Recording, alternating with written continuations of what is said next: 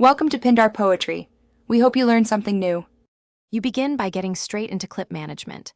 Open the Watch app on your phone or, if you prefer, the watch settings. Make sure Bluetooth is on and battery above 20% so you won't lose connection mid-process. Once connected, navigate to the Clips or Media section and tap Edit or Manage. This immediately surfaces removable items. You're not scrolling aimlessly. You're setting the stage so the next actions remove only the clips you intend. Now you focus on selection and removal. You preview each thumbnail so you know what you're deleting, never guess. Next, use multi-select mode or swipe to delete gestures. This speeds things up when removing several clips. Once selected, tap Delete or Remove from device. If prompted, pick whether to delete locally or from the cloud. Make sure to pause and verify the selection list once more, because deletes are usually irreversible.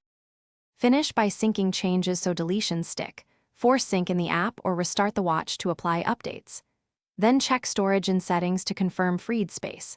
If a clip still appears, don't panic. Toggle Bluetooth, reconnect, and repeat the delete. Alternatively, remove the clip from the paired phones app. One key troubleshooting tip: if deletions repeatedly fail, sign out and back into the account that manages clips, then retry. This clears lingering cloud conflict.